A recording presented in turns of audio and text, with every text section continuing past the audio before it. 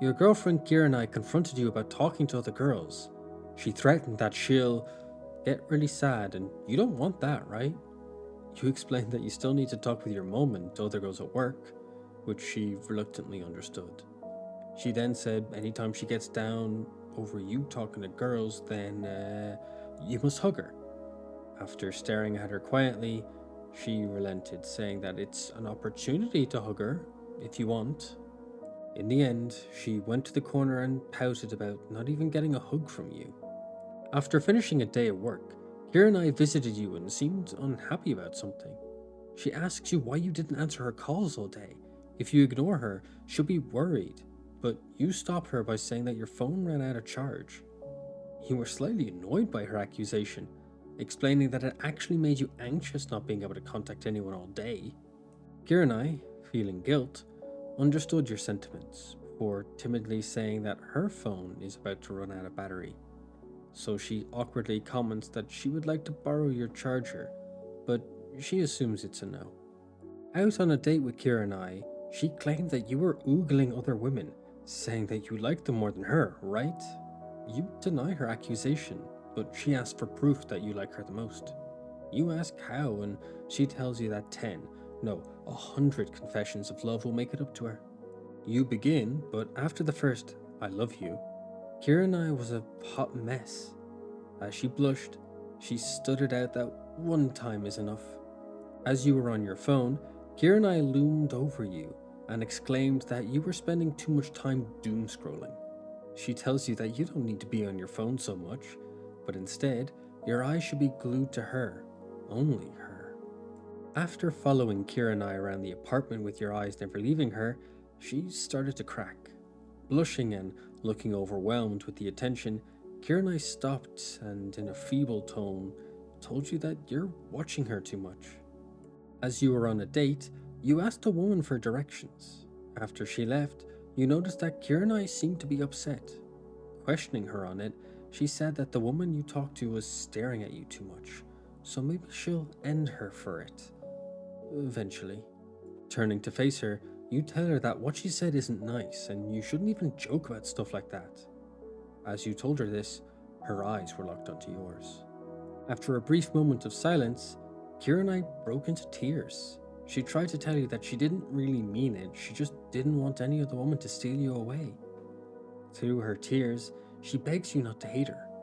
You tell her that you don't hate her, which starts to calm her down, and you say that she shouldn't say what she said, which she agrees to and thanks you.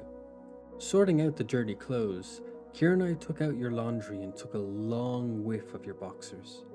She comments on how strong the smell of you was from your boxers, and with a smell that strong, you could seduce her in an instant. You walked into the room to see Kirenai, face buried in your boxers. She was huffing them while her cheeks were blushing. You stood there for what felt like an eternity, watching how down bad your girlfriend was for you. Hearing a sound coming from you, Kirenai snapped her head towards you, eyes wide and wild like a deer spotting a wolf. Not a word was spoken, but you both understood the situation that you found yourselves in. Turning to face you, Kirenai wore an expression that showed no concern. She casually mentioned that since you saw her, there's no avoiding it now, is there?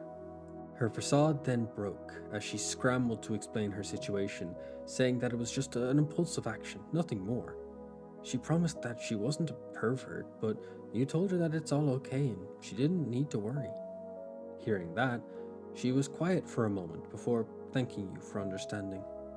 Waking you up from a nap, Kirenai was on top of you, a desperate expression on her face. She begs you to end that one. You know the one. That one.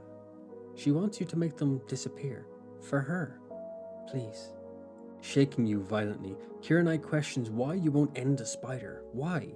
She hates bugs and she can't handle it, already crying from the fear.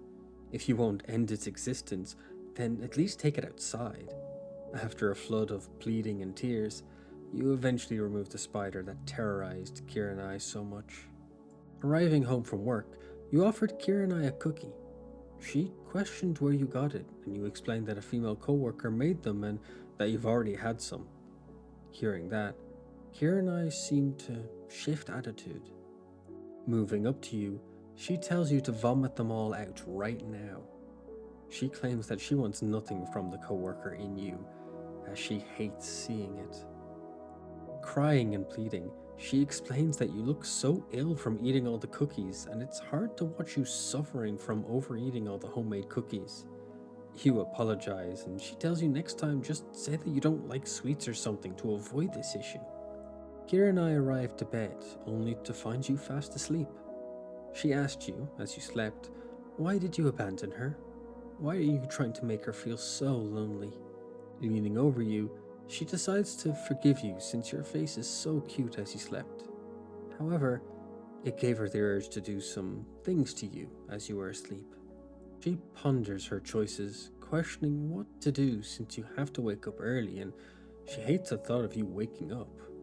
Stuttering at first, she decides that cuddling you all night should be fine, right? With her weak Yandere side coming out, she tells you, as you sleep, that you have no choice so she can do what she wants to you. With another Yandere flare-up, Kirenai informed you that you have to be with her forever. No choice about it. She won't let you leave after all. However, Kirenai began to tremble at the realization that you'd had to be separate for work, obviously. So that's that, I guess. But you can't part with her for any other reason. As you walk behind her like a puppy, following the instructions to a T, you go to follow her into the bathroom, causing her to freak out. Panicking about you following her in, she tells you that this is another time that you don't have to be together, letting out her annoyance before going in. You spot Kirenai with her phone out, and you ask her why she's taking pictures of you. She claims that she's adding them to her collection, and she can do this since you are hers after all, and she wants to picture every single bit of you. Taking more photos, she doubles down that she'll do it, so will you show off for the camera? For her? Deciding to show her everything, you drop your pants, giving her a great show to see and blowing her mind. You tell her that you'll show her everything even if she doesn't take pictures. Blushing and becoming a mess, she tells you that she understands, so you can pull your pants up quickly. As you were watching some lewd videos, you didn't hear Kirenai approaching. As she leant around the corner, she begins to tell you about dinner, but stops when she sees your reaction. Sweating bullets, you close your browser, but you know you've been caught. Kirenai, realizing what's going on, asks to see what you are watching. It can't be another girl, right? As she insists to see what you are watching, you timidly tell her to please put on some trousers. After seeing what you are watching, she becomes a flustered mess and questions you on it. Kirenai then tells you that you can't play solo with anyone else but her. However, in an awkward voice, she tells you that she's in the mood to play now if you're ready to go. You found Kirenai standing alone, muttering to herself and wearing an ominous glare on her face. She rambled on about a girl taking you from her, that no girl is allowed near you, and if you understood her commands. Yet, she wasn't looking at you or even noticed your presence yet. She says that she wonders what punishment you deserve for your bad behavior. As you announce your presence, Kirenai returned to the normal her and you ask her what she's talking about. Kirenai explains that she's practicing being a yandere and you need to practice rejecting girls. Her tone was shaky and missing the previous confidence, but she persisted. You tell her that it's not necessary, neglecting to mention that you only have eyes for her. As you look at her lovingly, she tells you that you need to realize how attractive you are.